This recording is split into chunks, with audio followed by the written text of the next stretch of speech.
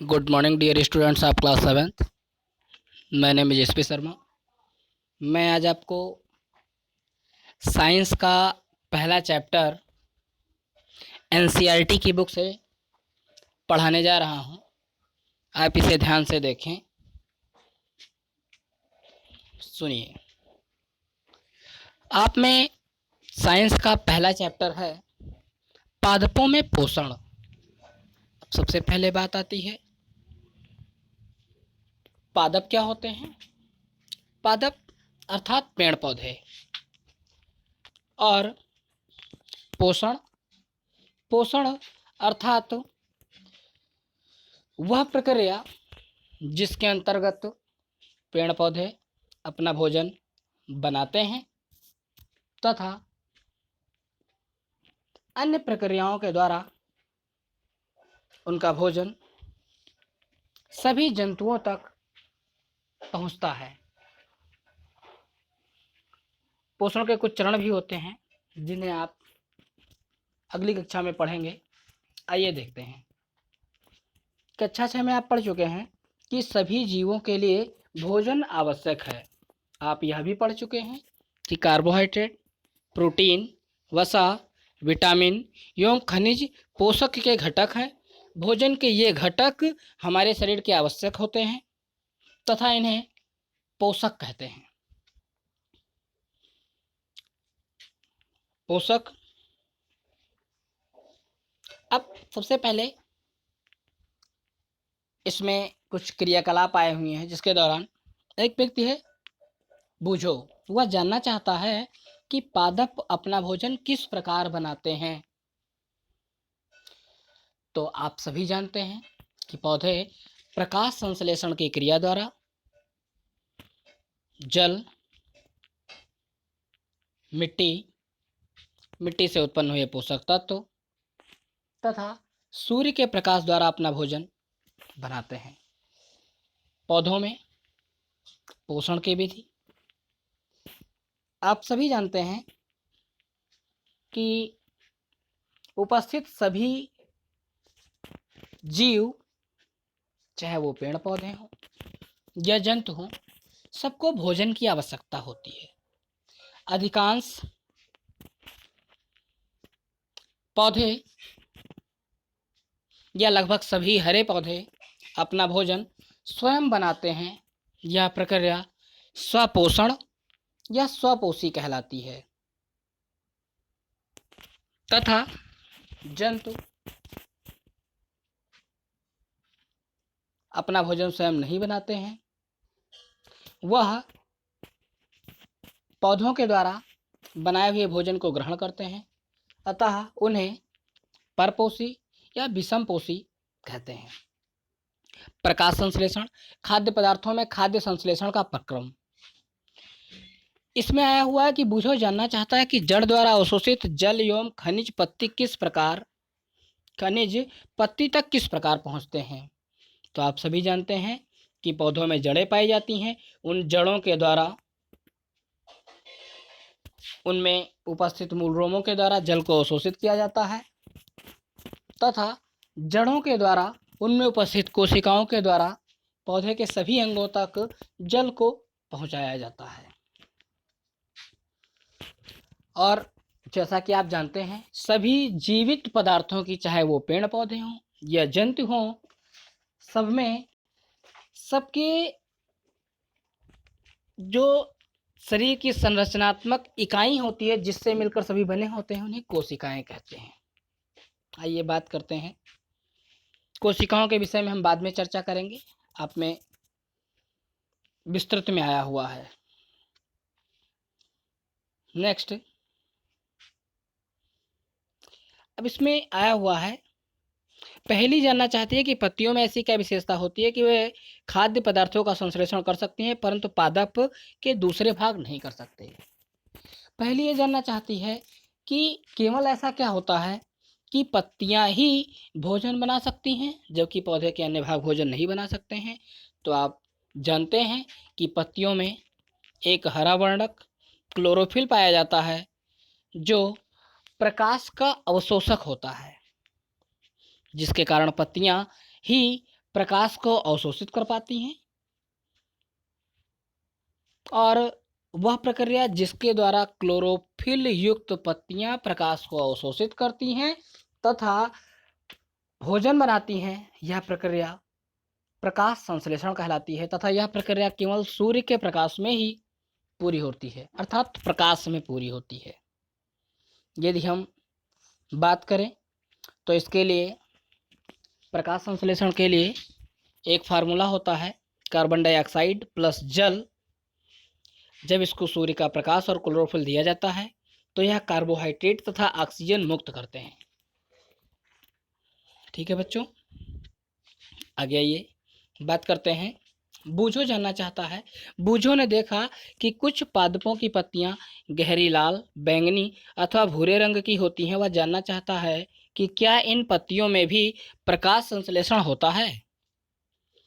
जी हाँ, यदि पत्तियां हरी हैं तो उनमें क्लोरोफिल पाया जाता है, और यदि क्लोरोफिल पाया जाता है तो ही प्रकाश संश्लेषण होगा। यदि पत्तियां हरी नहीं हैं, हरे रंग को छोड़कर किसी भी दूसरे रंग में प्रकाश संश्लेषण की क्रिया नहीं होती है, अर्थात वह पौधे अपना भोजन नहीं बना सकते जिनकी पत्तियां हरी नहीं होती हैं।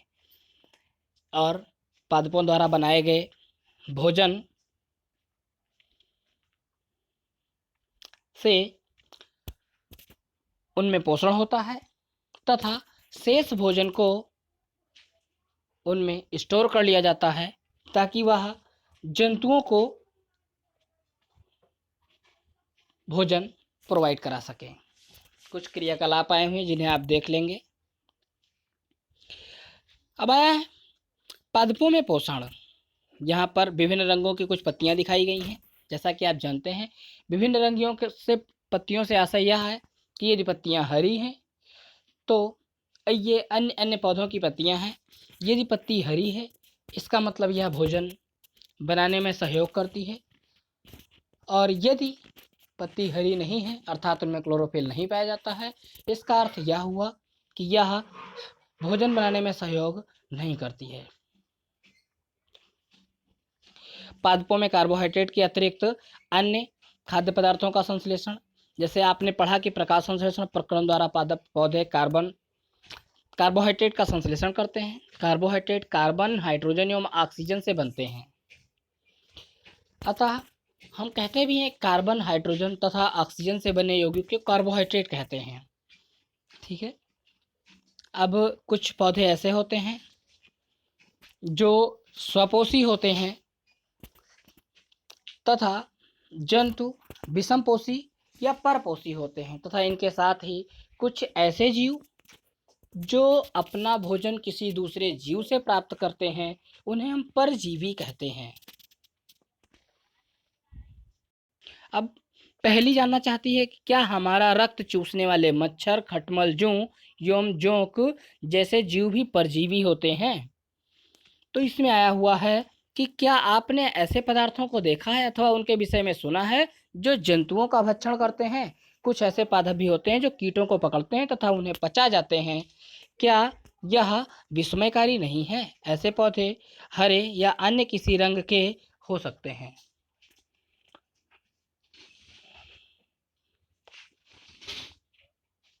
नेक्स्ट इसमें आया हुआ है कि बूझो भ्रमित है, यदि घटपर्णी हरा होता है और प्रकाश संश्लेषण संपादित करता है तो यह कीटों का भक्षण क्यों करता है? कीटभक्षी पौधे वह होते हैं जो कीटों का भक्षण करते हैं। ऐसे पौधे जो जिनकी पत्तियां खुली रहती हैं, यह भी प्रकाश संश्लेषण की क्रिया कर सकते हैं, किंतु जब इन्हें प्रकाश संश्लेषण की क्रिया द्वारा भोजन नहीं मिल पाता, अर्थात यह इन्हें भोजन नहीं मिल पाता, तो यह कीटों का भक्षण करके भी अपना भोजन करते हैं। अर्थात यह स्वपोषी तथा परपोषी दोनों में आते हैं। अब नेक्स्ट मृतजीवी। मृतजीवी का मतलब आपने मशरूम का नाम सुना है। मशरूम का मतलब ऐसे जीव या पादप जो अपना भोजन केवल मरे हुए जीवों से प्राप्त करते हैं, उन्हें क्या कहते हैं हम? मृतजीवी कहते हैं। बूझो जानना चाहता है कि ये जीव अपना भोजन किस प्रकार प्राप्त करते हैं। इन प्राणियों के समान मुख नहीं होता, ये हरे पौधों के समान भी नहीं होते, इनमें क्लोरोफिल अनुपस्थित होता है, अतः यह प्रकाश संश्लेषण द्वारा भोजन का संश्लेषण नहीं कर सकते।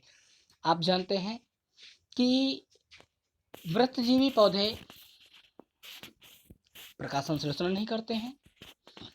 अन्य प्राणियों की भांति इनमें मुंह नहीं होता है जिसके द्वारा भोजन ग्रहण करें, तो इनमें कुछ चूसकांग होते हैं, सकर्स कहते हैं इन्हें। जब ये जिस जगह पर होते हैं, मृत जंतुओं के आसपास ये उगते हैं तथा इनमें उपस्थित चूसकांग मृत जीव के शरीर को चूसते हैं तथा उनसे अपना भोजन प्राप्त करते हैं। आप सभी ने सुन रखा होगा, हमारे यहाँ का सबसे बड़ा पुष्प रेफ्लिसिया लगभग 14.5 किलोग्राम का होता है। यह भी एक मृतजीवी पुष्प है।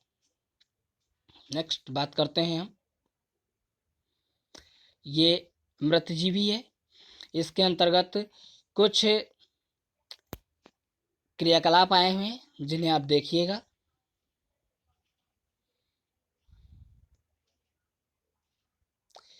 इसमें कुछ आया हुआ है, कवक क्या होते हैं, लाइकेन क्या होते हैं। कवक, शैवाल क्या होते हैं। शैवाल वे सबसे छोटे पौधे होते हैं जिनमें पत्तियां, जड़, तना आदि विकसित नहीं हो पाती हैं। कवक ऐसे पौधे होते हैं जो छोटे होते हैं किंतु स्वपोषी नहीं होते हैं, अर्थात ये अपना भोजन स्वयं नहीं बना पाते, यह कवक कहलाते हैं। और जो पौधे कवक तथा शैवाल के संयोग से उत्पन्न होते हैं उन्हें हम लाइकेन कहते हैं। इनमें से कुछ सहजीवी होते हैं जो शैवाल के साथ रहकर अपना भोजन प्राप्त करते हैं। यह चैप्टर, इसमें कुछ प्रमुख शब्द आए हुए हैं, जैसे स्वपोषी।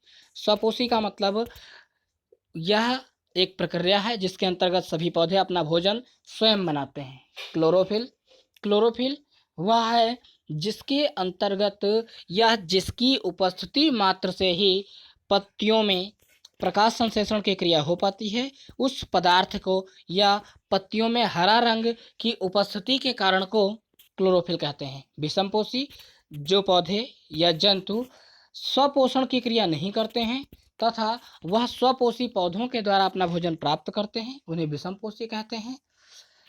विषमपोषी को ही कुछ परिस्थितियों में परपोषी कहते हैं।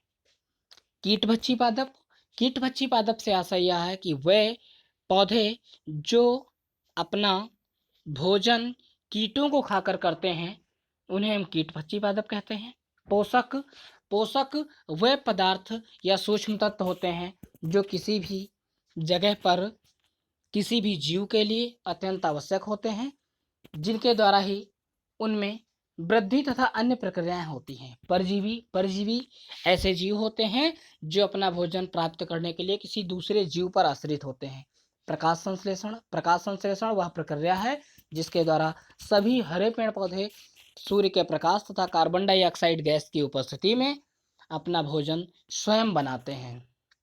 मृतजीवी, मृतजीवी वे जंतु होते हैं जो अपना भोजन मृत जीवों द्वारा ही प्राप्त करते हैं। रंध्र, हरे पौधों की पत्तियों पर या पत्तियों की सतह पर कुछ छोटे छोटे छिद्र पाए जाते हैं जिनके द्वारा वाष्पोत्सर्जन की प्रक्रिया होती है, और इन रंध्रों को हम, इन छोटे छोटे छिद्रों को या पत्तियों की सतह पर उपस्थित छोटे छोटे छिद्रों को रंध्र कहते हैं।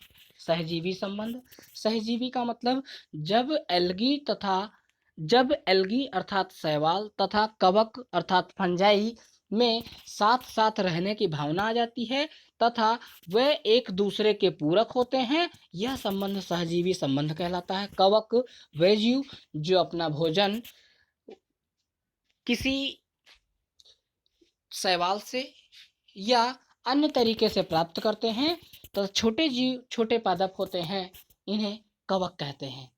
अब आपने क्या सीखा, आप इसको ध्यान से देखें। इसके अंतर्गत कुछ एक्सरसाइज के प्रश्न आए हुए हैं, इन्हें आप करने का प्रयास करें। नेक्स्ट में आपको इस चैप्टर की एक्सरसाइज तथा क्वेश्चंस करवाए जाएंगे। Thank you, have a nice day.